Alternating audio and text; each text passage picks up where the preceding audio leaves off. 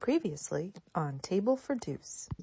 It This is is like going to the be best way to wonderful. kick off the new year. I'm so It excited. really is. One of my favorite poets in Washington State, and just overall one of my favorite poets, Matthew Nienow. I feel like we could talk about this book for hours. We take great pleasure in interviewing poets that are much better than us. I'll kick us off with a poem from If Nothing.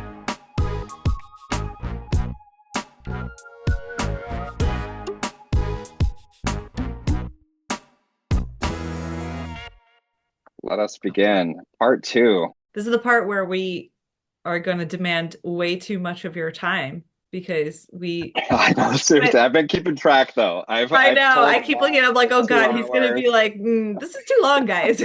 We'll start doing the toaster roast with this poem, which I'm so excited that you picked Martha's poem, by the way, because I think she is the one that set us up at that third place books reading, Yeah, I that sounds believe, right. Yeah, that sounds right? right. Yeah. So I'm like, oh, this is perfect. It all comes together. And I don't remember if I told you, Matt, but if you could do us the honors of reading your introducing the toaster roast poem for us, that would be awesome. And then we can get to discussing. We'll have you read the poem, talk about why you chose it, what you like about it, or whatnot, and then we'll have a brief little conversation, and then give our votes. Sounds good. Yeah, so I mean, there are so many poems I was interested in, but a poem I've been thinking about um, for the last, several weeks. It's recently published in Poetry Magazine by the poet Martha Silano. The poem is called Self-Elegies, and um, I think, like so many poems, we are often drawn to reading in the biographical elements to inform, what's going on. And I think that this poem can, benefit from that, but doesn't have to be. So maybe I would read the poem and then bring that in afterwards. Um, does that sound good? Yeah, Yep, definitely. Okay. perfect. Self-Elegies by Martha Silano. Because why not? Why not take the smashed pine cone of my life, render it in purple? Why not dream of baking 13 pies, 6 bumbleberry, 7 sour cherry? I wouldn't press myself into a grief box, but I will confess I'm happiest under a sleeping sky. Love the darkness like I love to run through old growth dug firs and cedars. There's no more rolled out crust, no more loping strides of flour. But at midnight I read a book about microbes and fungi, how these critters find a way into us, never leave. It's the never leaving part I like. It's the memory of the Cuisinart loaded with dough, the rolling out, crimping with a fork. No grief in the night, though I'd welcome a northern shoveler, the green head of a mallard. The Vaux swifts that crowd the rising moon. My husband's favorite tomato, the Joan Flamme. In a Plum Village meditation, a woman says smile. So I smile, though sometimes I don't, though sometimes I'm unable. Disabled is my smile, and a lot makes me cry. I tell those who hear me sobbing I'm not sad, and it's true. I'm moved when friends bring fennel soup or say I look, well, undying. When I share my joy that my daughter has said hello to my death, not exactly made friends, but isn't hysterical, and isn't that like a favorite song? The unsilence of the sound of silence. She's smiling, beautiful in her black cap sleeve top and oversized jeans, and so is everything out my bedroom window. I open my curtains to the crows, to a scrub jay in the maple, accepting all due death alone, like I've done most everything. Birth, growth, forgiveness, hunger, all these freaking feelings. The other night I danced for the first time in months to my favorite Sheryl Crow song, opens with guitar and drums. I've never been there, but the brochure looks nice. I used to dance on my paddleboard for hours, ran down all sorts of winding roads, getting closer. I could have never walked, but I walked for 62 and a half years. Now I look out my window, envy the dog walkers. Did I ever think I wouldn't jump in, enjoy the show? Each morning I looked in the mirror, said, "You're sure not your grandma?" Pridefully, smugly able, when anything went. Now the green's mostly what I see from my wheelchair. Getting into the done, I guess you'd say. A little closer to no more Polish polkas, no impromptu kitchen waltzing, to not feeling fine. Maybe I was stained with mercury and malathion. Maybe that time I ran through the fog of mosquito repellent wasn't the best idea, though we all did it, didn't we? When a friend told me to get a watch to keep track of my miles, I didn't know it would become an obsession, that I would go the way of Lou Gehrig, the Iron Horse. No one ever told me, don't overdo it. Even if they had, I would have been swinging at the scallops, bashing the bivalves. Want to have a good cry? For decades, I had flashbacks I was having another psychotic episode, Fear and Trembling. Isn't that a great title? I can't blame parents or genes. Kind of refreshing.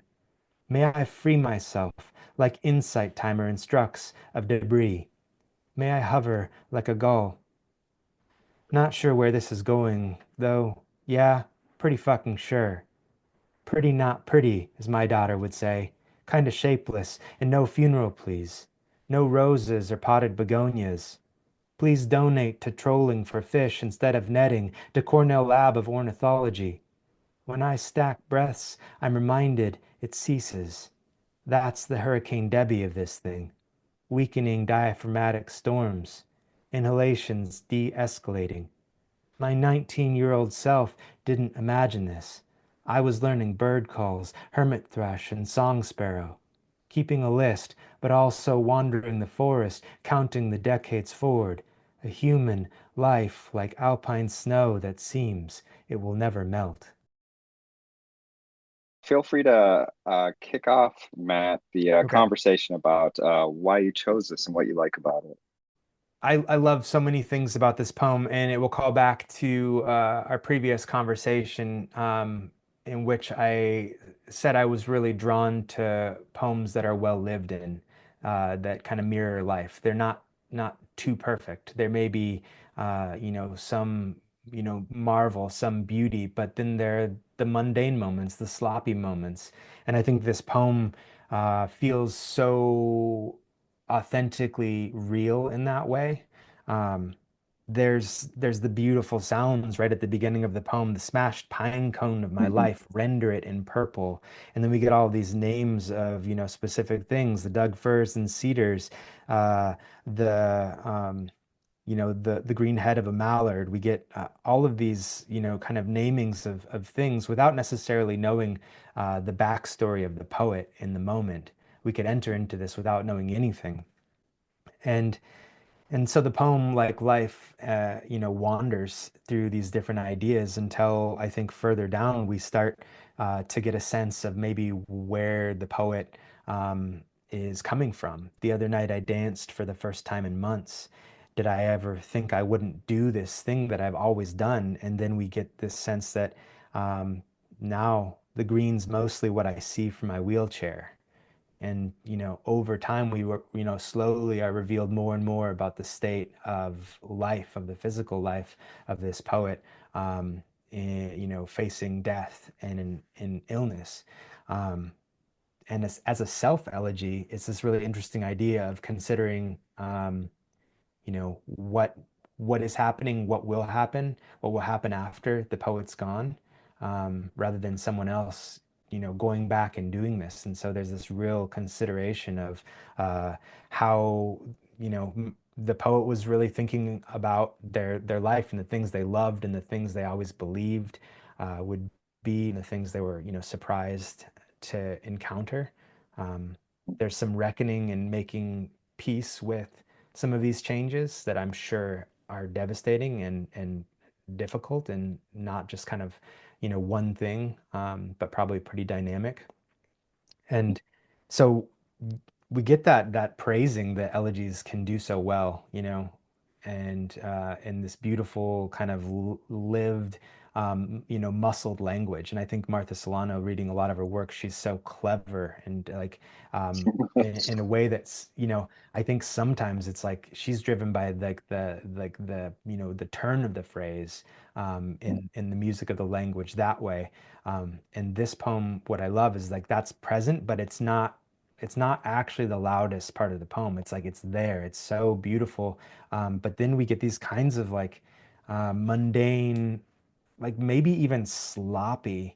Not, and I don't say that with any sort of criticism in it. Just like in like this is like, okay, yeah, we're in a poem. I'm writing a poem. This is about things that are true. And then that last stanza, not sure where this is going, though, yeah, pretty fucking sure. A line like that just feels so Yeah. casual after you get all these like elements of heightened language. Like even in that Mhm. stanza before, she's saying, um, like even if they had, I would have been swinging at the scallops, bashing the bivalves. I mean, so playful in the language, like the sonnet quality, but also in this kind of elevated phrasing. And then we get this really just like, complete drop down into very casual, conversational, almost like I'm done efforting at this, like the sounds of things, like, you know, that it's heartbreaking. But for me, it's like, um, it feels like a true honoring of life. And I think Mhm. that's something that I really value. Isn't you were talking about in a previous conversation about the self-aggrandizing elements Yeah. sometimes. This poem plays against that in a lot of ways Mhm. where it does make certain things in life big and beautiful, but sometimes there's small memories of baking pies and running through the woods, and it's someone's own personal life. But these kinds of like intimate moments that are then really spoken about in a very plain way, um, directly kind of like deflate any sort of sense of grandiosity if it was there at all. So one of the things you talk about kind of like messy language at times. One of my favorite books is Elegy by Mary Jo Bang. And there are moments in some of those poems where I feel like there is this messy aspect to it where it almost feels like the person behind the poet is kind of coming out a little bit, where there's like these elements that I think are almost, I don't want to call them like craft mistakes per se, but there are these moments that don't feel as crafted, Mm. and they make it seem so much more genuine. They add a different kind of aspect rather than a craft element. And so I like messy not as any kind of pejorative thing, but messy as a compliment. It's such a great thing. And I think it does come out in Martha's work. And I've read some of Martha's work before. So, I mean, a lot of those sound elements I really love in this poem, like old growth, Doug firs, black cap sleeve top. Like there are these just great sounding things that come out. Like you said, the specificity of some of the language too is wonderful. Um, I like that you brought up that casual line, the not sure where this is going, though, yeah, pretty fucking sure. And earlier she had used, birth, growth, forgiveness, hunger, all these freaking feelings. She had freaking, and then it just slips at the end and the like pretty fucking sure. Like, I just love that because when I first read the poem, I was like, oh, that's interesting. She went with freaking and not like, fucking feelings. I'm like, I kind of wondered why. And then you get the evolution to the end where it's like, yeah, pretty fucking sure. It's like there's that kind of dark humor element to this poem that I enjoy. And speaking of like funny poets, Martha can do funny. Mm. There are some great humorous elements to her writing. So, and like I said, and I'm sure you've read some of her stuff too. So like her rhythms and her music and her humor do still come out in this as well. And with every elegy, the buried in every elegy is like a love poem anyways. So it's like there's a lot of love in this. Like you said, it's an honoring a life. It's like so much going on here. And the line, I love the my 19-year-old self didn't imagine this. And I think about like that concept a lot. Like I look at what I take pleasure in now and I'm like, oh my God, like teenage Michael would not be impressed that I made like a dry river creek in my backyard. Like he'd be like, what the fuck are you just like digging dirt for? Like, But I love that. I love these kind of evolutions of self and thinking like, what would my young self think of me? Like this kind of boring middle-aged man. But yeah, I just love that my 19-year-old self didn't imagine this. And I think that is just such a, not just in terms of mortality and illness, but it's just such a wonderful line to use constantly in everything we do.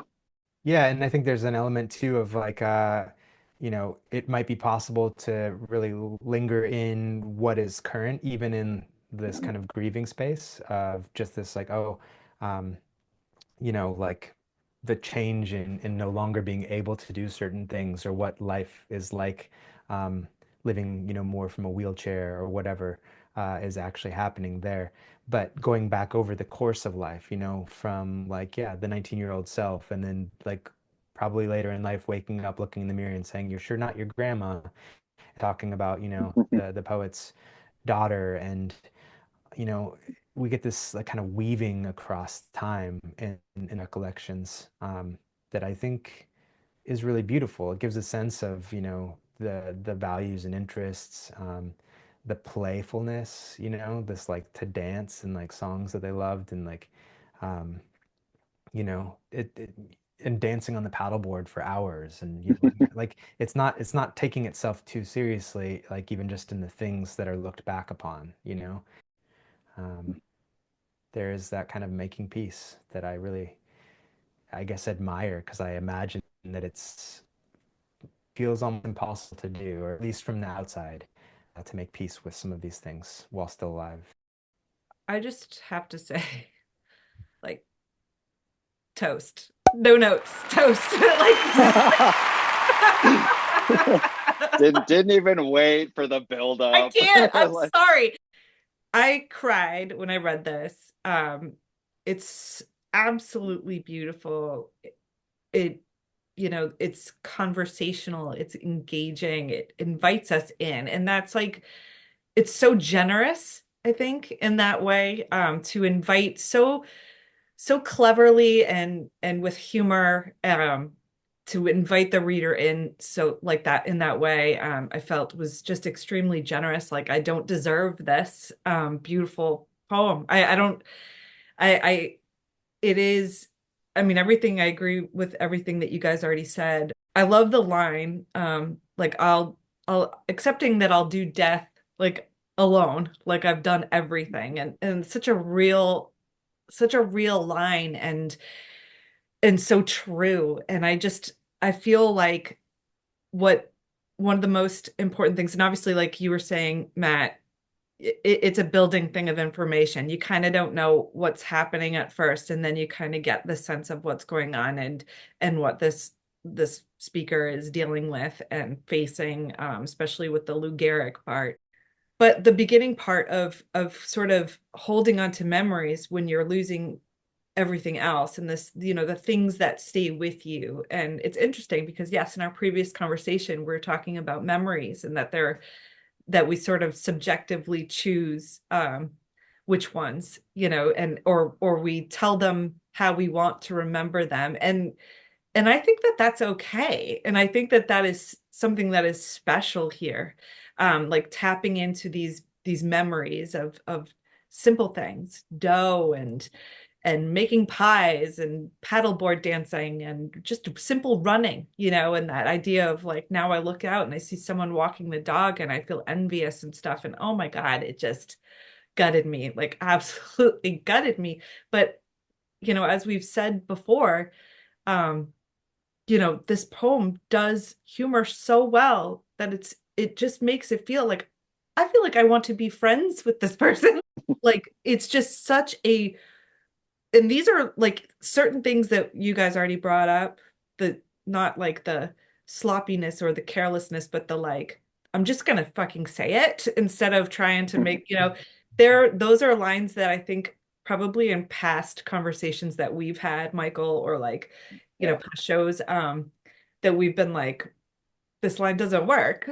It's not, it's just not, it's completely lazy. It's like giving up or something like that. And it could not be more untrue in this situation. I feel like those lines hold this poem up to a higher standard in the way that it gives in those places. And it's it's like a teachable moment, I think, to say it's okay to give in. Like when you're trying to craft, a piece of art, like, and you have that moment of giving into it and just saying, like, these fucking feelings, and just and kind of pivoting to those, like, those moments of honesty. It's just a beautiful poem. And like, I literally, I can't say anything bad about it or critique it at all. I think it's just gorgeous. I think like what this poem does so well, what Martha does so well, is I think there is a way to hide behind overly lyrical language. I could definitely fall into that sometimes where it's like instead of dealing with certain things, you can make it sound so beautiful as to not have to feel it. Even though it could be a very dark line or a very emotional topic, you can kind of dance around it using this kind of gloss. And I think Martha's obviously crafted but pretty colloquial language. And even though she does get into specifics, and there's moments of like the my husband's favorite tomato, the jaune flamme, or however you pronounce that, is like these moments where it's like ones that I would never use, language I would never use. I wouldn't even know that variety of tomato, but it's just like she's able to do it in a way that isn't hiding, like it reveals. And it's so good how she is able to do that and just go through this whole poem. And it's like this, like you were kind of talking about, Matt, is that there's an invitation already. The reader is invited in, and then there's like this revelation of what is the real story kind of behind all this. And even though the title itself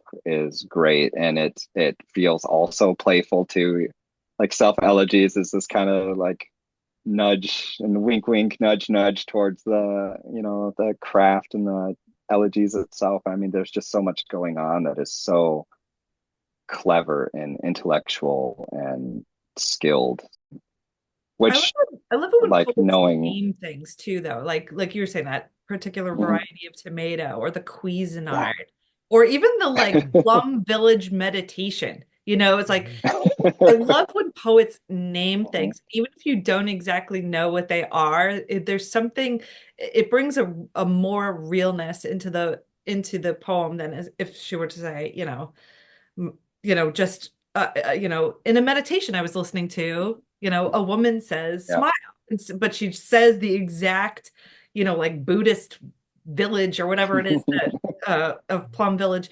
And it's just, I don't know, that's just a little pivot, I guess, to say, but I do really love Mhm. the naming of things, like specific names of things in this.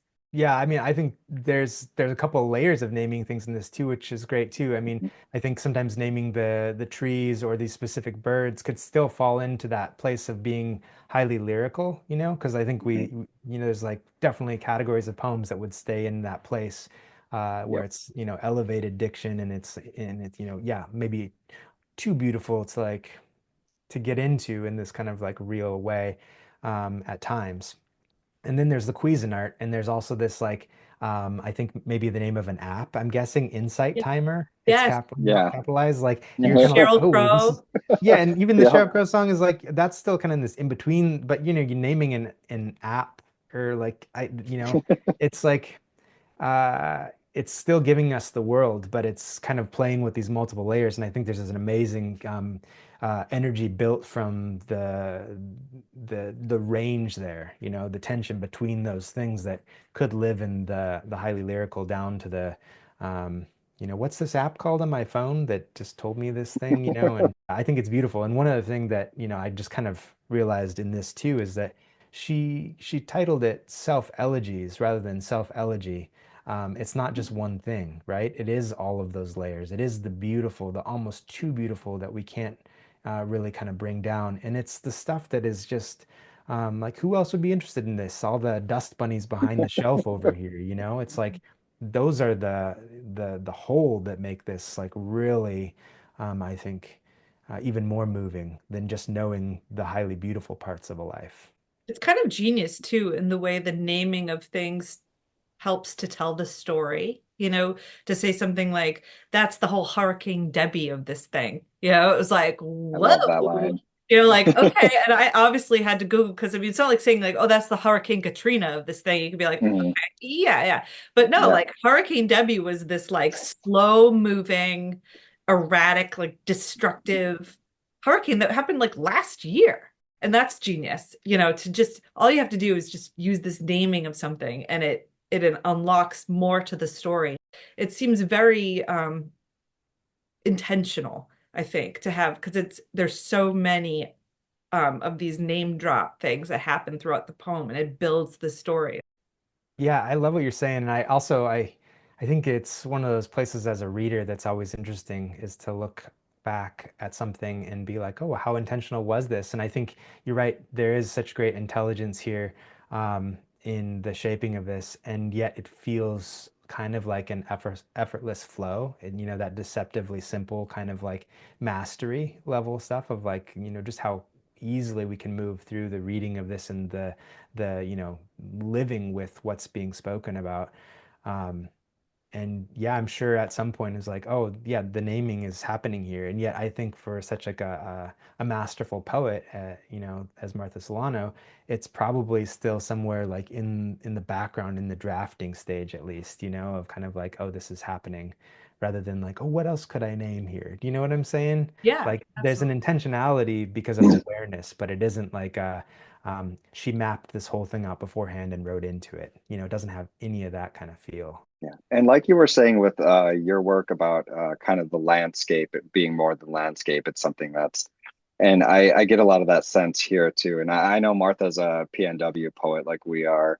So there's a lot of that kind of natural element surrounding a lot of this poem as well. And I love that kind of grounding feel that it gives to have these trees. And I mean, paddleboarding feels so PNW to me. So I love that reference. Like a lot of these things, the crows and all these things that she kind of brings up, I feel like really places, just kind of centers the person in this living landscape. And I think it's kind of beautiful to place the self in there. And I think another thing that I like about your poems too, Matt, is that kind of being humbled in the face of nature, I guess is a way to put it. And I think there's a lot of that here too. There's I look out the window, envy the dog walkers, there's the trees, there's the fungi. And I love the line about it's the never leaving part I like. Like there's something that is comforting about knowing that these things will exist beyond us, and no matter what damage we do to it, eventually it'll probably heal before we ever could. If there is something so ecologically devastating that we wipe ourselves out, like the earth will probably repair itself before we ever could. So it's kind of a morbid way to view it, but it's also kind of comforting. And I think there's that certain kind of comfort in nature throughout this poem as well. Something true too, which is that so much of our lives are defined by how our minds and our bodies converse in the space in which we live. So it's when you have something change dramatically to your body that may prevent you from engaging in those spaces like you used to. It's I can't even imagine, how that changes someone and how you kind of deal with that change. Yeah, and I would just say one piece, like Michael, you said, that maybe there's something kind of morbid about it, but I would say it's almost like counter to like a morbid sentiment in the um, not only praising but the connection with all these other elements of the world, the specific birds and the trees and the spaces, and even this kind of like call to if you're gonna do anything, don't have a funeral for me, donate Mhm. to fishing responsibly, donate to this bird Yeah, lab, love the world, like that yeah, is it's not morbid in the sense I think we often think about it. It's mhm. being okay with talking about endings and transitions and what lasts, even if it's quite different than what has been. Yeah. And the line about that also really got to me is the I share my joy that my daughter has said hello to my death, not exactly made friends, but isn't hysterical. Like that is just like I can't imagine that kind of conversation or that kind of moment with my own kids. And it's just like such a brutal and true moment in this poem that I just think is so good. And like you said, kind of coming to terms with it and having a certain kind of acceptance. And I think there's a last line, I think, in one of your poems where you talk about, I think, accepting the fact that we'll become ash again, or that I'm butchering the line, but there's a similar sentiment in your poem too that I thought was very profound and beautiful. All right, well, even though Kate jumped way ahead, we should give it the official toast or roast treatment. So, Matt, since it is your chosen poem, feel free to kick us off and let us know I if you mean, toast or roast I this one. think I kind of gave it away, but I'm definitely definitely toasting this one. Absolutely. Woo! Yep. And absolutely, like I toast as well. I don't think it's that much of a surprise. Like this poem, even if I didn't know Martha and her previous work, I mean, this poem feels like a culmination of all of her skills from the past, just really coming together in this beautiful, beautiful way. And it's just so like everything you kind of want in work. It seems so effortless. It seems so just organic and beautiful and funny and profound and has so many things going for it that it's a pleasure to kind of go along with the poem and let it kind of guide you. And it's in no way does it feel like it's talking to you or talking down. It's just you're in companionship with this piece, and it's wonderful. So thank you for bringing that to our attention, Matt. Like, what a great poem. I feel like I And learned Kate, so much. No, I'm sorry, but I don't know. Kate just couldn't even handle it. Just I was holding in that toast like for an hour and a half, like just waiting, like I don't start. But no, I mean, I learned so much. I just this is the kind of poem I want to write someday. Like I aspire yeah. to bring in this like part of myself into my work, like to write the word Cuisinart in a poem and like because that's what it is and that's what you can call it because that's what it is. It's like I don't know. I just feel like this is so masterful. I like what you said, Michael, like that it almost feels like a culmination of a lifetime of skills uh, presented in one poem, so effortlessly, and bringing in so much of a story into a relatively short um, poem and just masterful in the way that it tells the story. It doesn't give it all away at first. You know, you kind of are working with it, it holds your attention the entire time, and then once you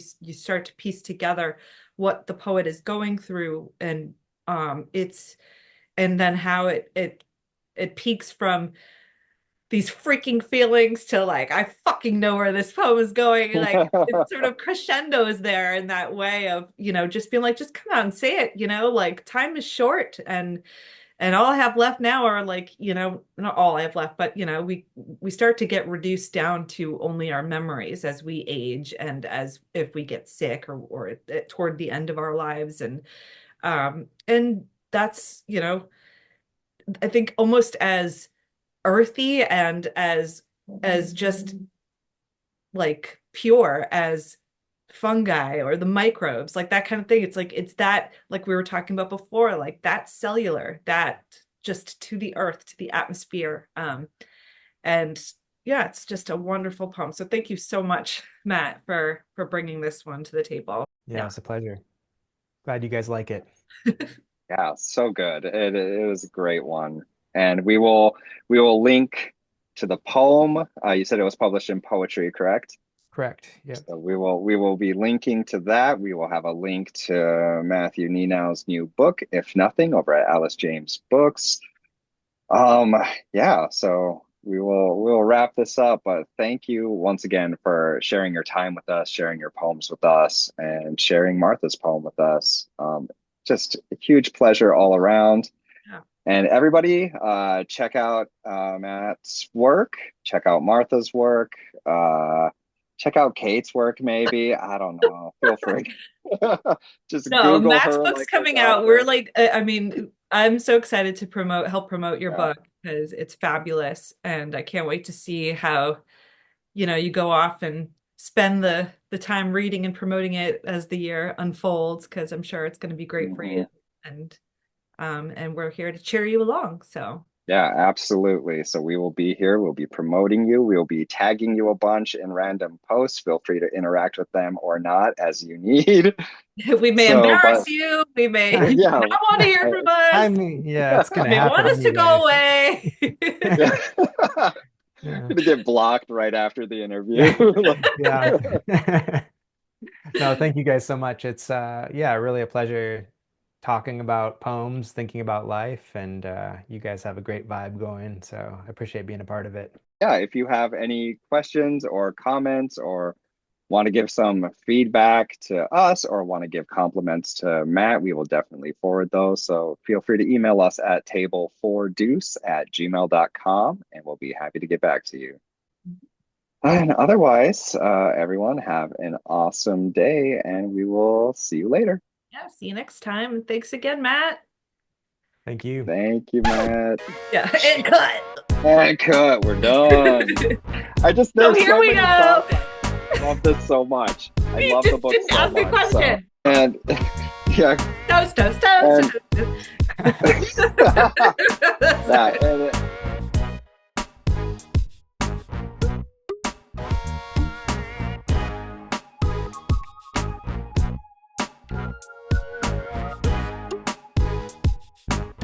all right, no, I don't know what I'm talking about. Let's start over.